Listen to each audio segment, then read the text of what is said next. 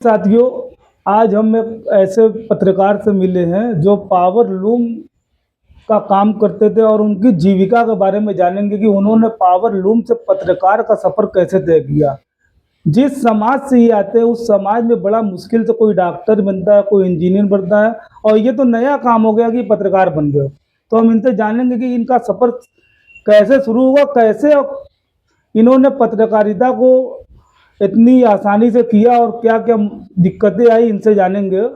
तो सबसे पहले मकबूल भाई, आपका स्वागत है।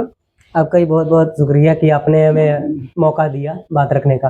तो हम आपसे जानना चाहेंगे कि आप एक बुनकर हैं जी। और बुनकर समाज के अंदर लोग सेवाएं, तानी बाना और ढरकी काटी के अलावा कुछ और नहीं सोच सकते। तो आपने इतना बड़ा कदम कैसे उठाया कि सारे तानी बाना को छोड़ते हुए और एक माइक लिया, एक बैग लिया और लोगों के बीच घुस गए और करने लगे सवाल। आपको ये शौक कहाँ से चढ़ा? ये शौक नहीं था, ये हम बचपन से ही सामाजिक रहे हैं और 2012-13 से ही हम और हमारे कुछ दोस्तों ने एक कमेटी बनाई छोटी सी, जिसका नाम था रब। तो हम रब कमेटी बनाते थे और सामाजिक ताना बाना देखते थे, सामाजिक लोगों की चीज़ों को देखते थे कि लोग समाज सेवा के क्षेत्र में कैसे काम करते हैं। बचपन से ही पावर लूम, करगे, तमाम चीज़ें घर पे है रहती थी। पहले करगे घर पे थी, तो हम स्कूल जाते थे, तमाम चीज़ देखते थे और फिर हम जैसे ही पावर लूम आई तो हम पावर लूम में लग गए। लेकिन जब समाज सेवा के क्षेत्र में थे और खिदमत खल का एक जज्बा था कि समाज के लिए कुछ करना है, तो हम लोगों ने बनाई थी एक कमेटी जिसका नाम था रप। और फिर वो रप हमने चलाया तो ये समझ आया कि वो चीज़ें ज़्यादा से ज़्यादा, सोशल मीडिया का भी ज़माना आया और ज़माने के साथ साथ जिससे तो वीडियो चली और लोगों ने देखा और फिर कुछ लोगों की उम्मीद जागी कि आप कुछ ऐसा करें जिससे समाज का और भला हो और आसानी हो। तो हमने सोचा कि अब क्या करें, लेकिन कुछ लोगों ने कहा कि आप पत्रकारिता शुरू कीजिए, यानी कि मीडिया लाइन में आइए। तो हमको समझ में नहीं आया। हमने तो हमारे जो लखनऊ के नहीं इलाहाबाद के एक इसरार साहब हैं, तो वो हमको यूट्यूब पर और तमाम जगह देख रहे थे कि ये लड़का कुछ ना कुछ कर रहा है, माइक है नहीं, हाथ में कुछ है नहीं, कोई टैलेंट नहीं है, कुछ भी नहीं था हमारे पास।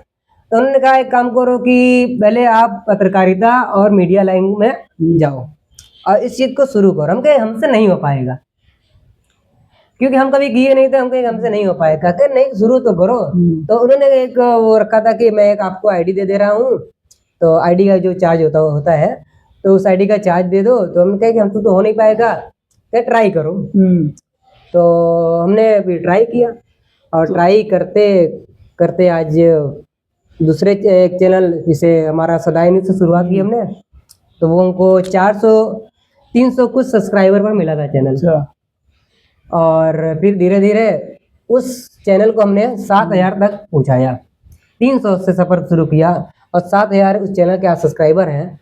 और फिर उसके बाद बीच में कुछ दिक्कतें परेशानी आई तो हमने अपना खुद का चैनल बनारस की आवाज़ बनाया और आप जैसा कि देख रहे हैं बनारस की आवाज़ समाज मुद्दे पर बात कर रहे हैं। तो बुनकर से मुनकर बनने में आपको मतलब कोई दिक्कत तो नहीं ना हुई? जैसे समाज के लोगों ने आपको ये तो नहीं कहा कि ये झोला लेकर निकल रहा है, ये बस टाइम बर्बाद कर रहा है, या ताना वाना मारने वाला तो कोई काम नहीं हुआ आपके बीच?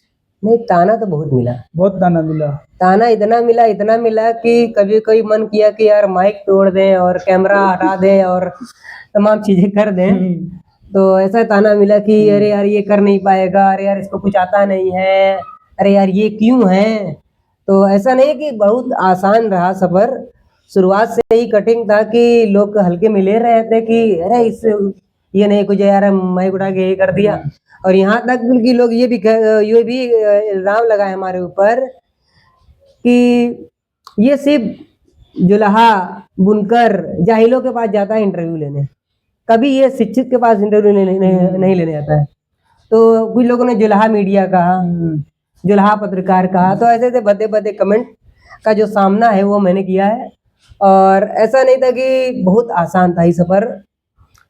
लोग गली में जाते थे, अरे यार आ गए मीडिया वाले, आ गए फर्जी पत्रकार, तो आ गए ये वो। तो जो समाज है हमारा, उस समाज से जो है सपोर्ट नहीं मिला। पहले राउंड में अभी तक सपोर्ट नहीं मिला। सपोर्ट नहीं मिला, और जो भी मिला, जो सपोर्ट मिला, वो कहीं ना कहीं अपनी फैमिली की तरफ से मिला, अपने दोस्तों की तरफ से मिला, और अपने जो बुजुर्ग हैं उनके तरफ से मिला। लेकिन जो जिस समाज से हम निकल के आए हैं और हमें कुछ आगे बढ़ना है और सामाजिक जनहित के मुद्दों पर बात करना है, तो ऐसे फील्ड में सपोर्ट भी नहीं मिला, बल्कि एक साजिश भी हमारे खिलाफ होती रही है। और लगातार एक वर्ग जो है अब तक, अभी तक वो नजर गड़ाए रखा है कि कब ये डाउन हो और कब हम इसको ऊपर चढ़ जाए। तो आसान नहीं था सफर ये।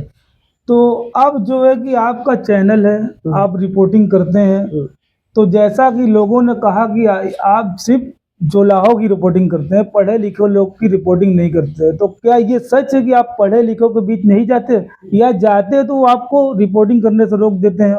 ऐसा कोई मसला है? ऐसा कोई मसला नहीं है। दरअसल होता क्या है कि जिससे हम जो भी रिपोर्टिंग करते हैं, जो भी वीडियो निकालते हैं, जो भी मुद्दे पर हम बात करते हैं, जब हमारे समाज की बातें हैं तो अपने समाज के लोगों में ज्यादा से ज्यादा शेयर करते हैं। कल पावर लूम का फ्लैट रेट जो रेट है वो जो है कि डाउन होने वाला है, वो घटने वाला है, नया बजट पास हुआ है हाल ही में। तो अब वो वीडियो हम 4 लोग से बयान ले लिए, हाँ भाई आपसे चार लोग से ले लिए, तो हम उसमें करते क्या है कि वो वीडियो अपने बुनकर ही फील्ड में ज्यादा से ज्यादा लोगों को शेयर करते हैं। और ये उन लोगों के अंदर मनगढ़ंत कहानी बन जाती है कि यार हमको रोज रोज बेचता है, हमारे ही लोग के फील्ड में रहता है, इसका कुछ है वो नहीं, और जुलाही में ही रहता है और उजैने और ये मुसलमान जुलाहा, ये सब कर करके ना, ऐसा नहीं कि हमारी फील्ड क्या बोलते हैं, सब सर्वधर्म सबकी आवाज उठाते रहते हैं। हमने तो ई रिक्शा चालकों के लिए एक लंबी वीडियो बनाई है, एक लंबा सफर तय किया है, हर चौराहे पर जाकर रिक्शा चालक, ऑटो चालक के मुद्दे को उठाया है। 1.5 साल 2 साल तक हमने बुनकर के मुद्दे पर काम किया है। तो एक ऑपरेशन जैसे होता है ना, एक स्ट्रिंग ऑपरेशन, एक ऑपरेशन जैसा पूरी स्टोरी हमने कवर की है।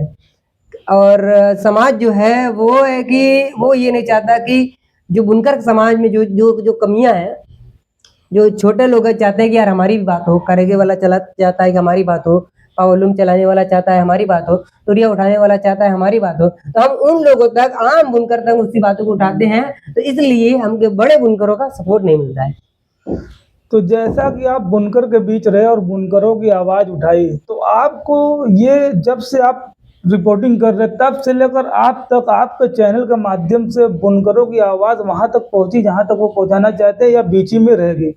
नहीं, बात तो बराबर पहुंचती है, हर बात पहुंची है। और हर सिस्टम जो सिस्टम है सोशल मीडिया का, ऐसा नहीं कि और आप वीडियो सिर्फ देखते हैं। ये बनारस का विधानसभा अध्यक्ष देखता है, विधायक देखते हैं, और तमाम लोग देखते हैं। और जो चीजें जब चैनल पर चलने लगती है ना, वो एक बड़ा मुद्दा हो जाता है। जब तक हम अच्छी चौतरा बात कर रहे हैं तो हम सुने भाई कोई और पड़ोसी सुन ला, बस होगी। तो जब चैनल पर जो चीज बात होती है वो फैलती है, कहीं ना कहीं सरकार के अंडर में आती है कि यार ये चीज चल रही है। अब जिस फ्लैट रेट व्यवस्था की आप बात कर रहे हैं उस पर तो हमारी 150 वीडियो हम देख लेंगे यूट्यूब पर। है। एक आखिरी सवाल और नया सवाल है, उस पर हम आपसे बात करेंगे कि आपने बुनकरों से बयान लिया, आपने बहुत सारे लोगों से बयान लिया, मगर मुसलमान में एक तबका निकला, एक्स मुस्लिम। तो एक्स मुस्लिम की एक जो है कि यात्रा निकलने वाली है, गाजियाबाद से शायद कहीं जाएगी।